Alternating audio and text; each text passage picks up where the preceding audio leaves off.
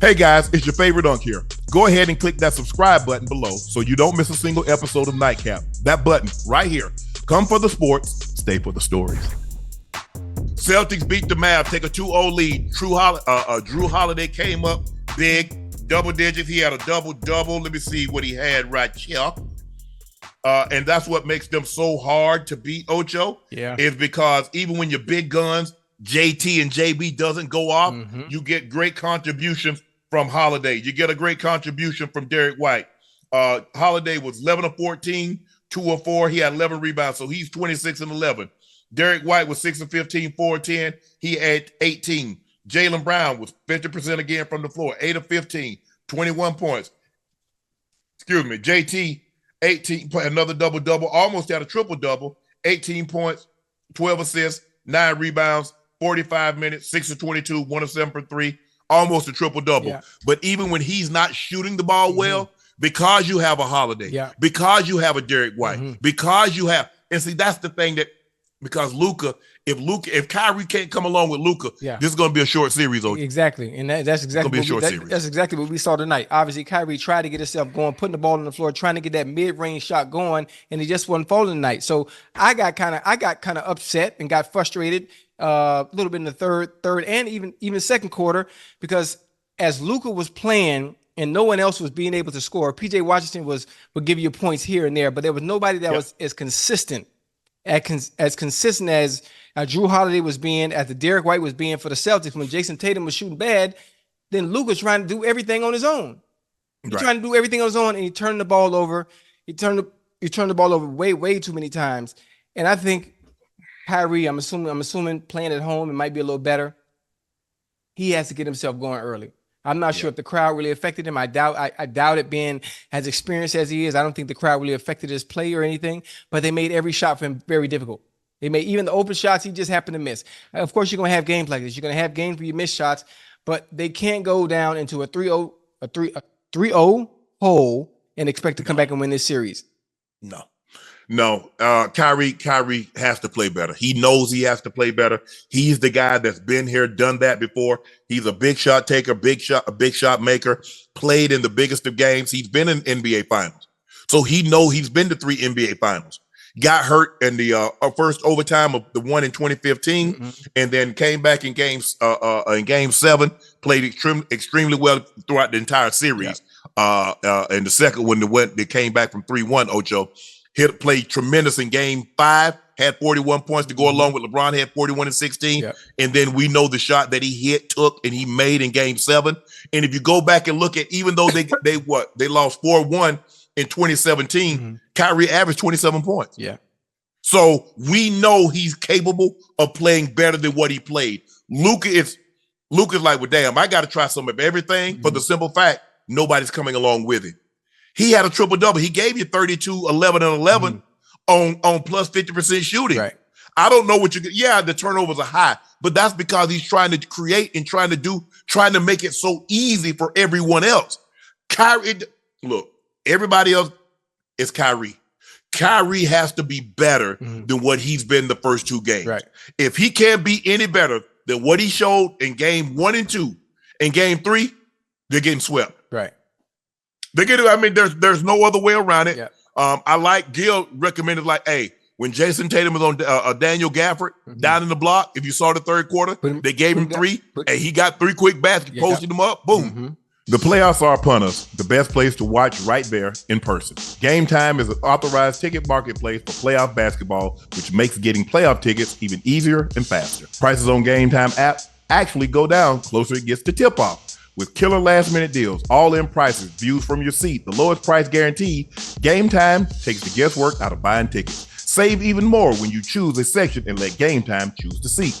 The lowest price guaranteed, or Gametime will credit 110% of the difference. Take the guesswork out of buying playoff basketball tickets with Gametime. Download the Gametime app, create an account, use code Nightcap for $20 off your first purchase. Terms apply. Again, create an account, redeem code Nightcap, NIGHTCAP, for $20 off. Download Gametime today. Last minute tickets, lowest price guaranteed. But this is all about Kyrie. Kyrie has to be better because Boston is so balanced. Because if you shut one, JT struggling, he's struggling again shooting the ball. Yeah, he did rebound. Yeah, he assist. But that just goes to show you the level of players that he has with him. Because you look at his assist total, he had 9. Even though he's not shooting the ball well, 6 of 22. Everybody else is. I mean, he's that's what I probably less than 30%. I have the math off the top of my head. Right. But you got JB gave you 21. You got Derek White gave you 18. Holiday gave you a double-double. And Porzingis comes in off the bench. Boom. He give you a quick double figure in points. Yeah. They're so balanced. So unless Kyrie can come along with Luka and do what they did against Minnesota, Ocho, where they're getting to 60, 70 points between the two of them, they're going to get swept, Ocho. And then we're going to need more than just that two-headed monster, too. Now we need P.J. Washington to come along, too. We need PJ to come along and contribute as well. Yeah, PJ did okay tonight. Yeah. What do you have? He had 17 points. I can live with 17. I can live with that. Yeah. I can live with that. Derrick Jones gave you 11. Daniel Gafford gave you 13. Kyrie was 16. But 7 of 18. If I'm not mistaken, I think he was 6 of 18 the other night. That's not going to get it, Ocho. Yeah. 13 of 38, 13 of 36. That's not going to get it. Luka was 12 of 21, 4 of 9, 4 of 8 from the free throw line, 8 big turnovers. And a lot of times Dallas turned those turnovers into points. So you can't turn the ball over when you're struggling shooting the basketball, when points are at a premium, and they seem to be so hard to come by.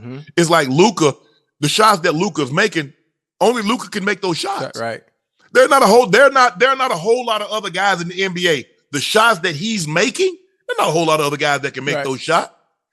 And it's so difficult. Everything, there are no easy baskets. Right. There are no layups. There's none of that.